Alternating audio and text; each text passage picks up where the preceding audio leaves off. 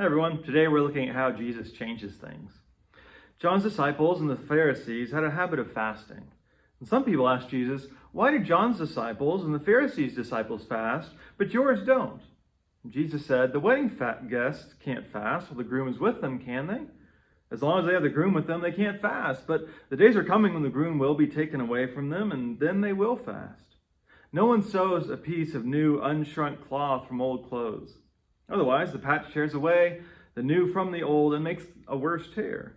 No one pours new wine into old wineskins. Otherwise, the wine would burst the wineskins, and the wine would be lost, and the wineskins destroyed.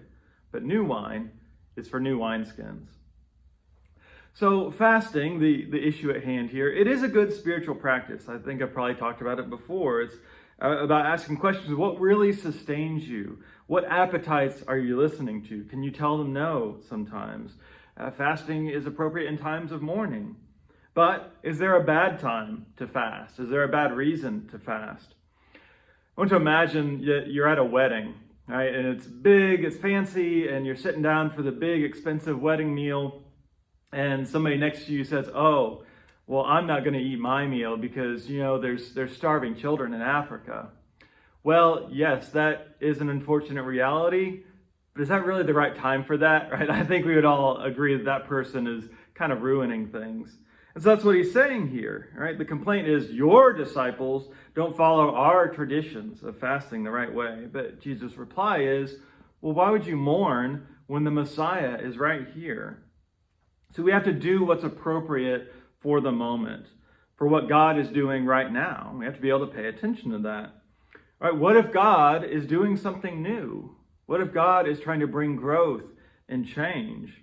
And that's where Jesus uses this wineskins metaphor, right? So you can imagine the wine as being things like our ideas, our understandings, our methods.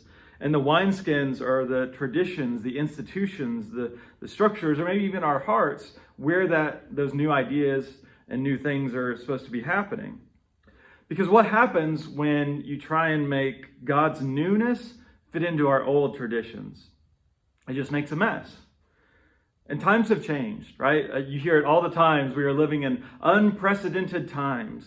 And it's true in a lot of ways. It often feels like our institutions are falling apart. And we get really worried about that. But maybe that's just because we're not prepared for the newness that Christ is bringing right now. If we can't adapt, then we're going to lose this wine that Christ offers.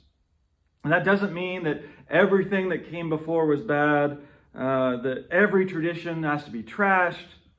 Instead, we have to ask, can we continually look with fresh eyes and find the newness that Christ over and over continually brings to us?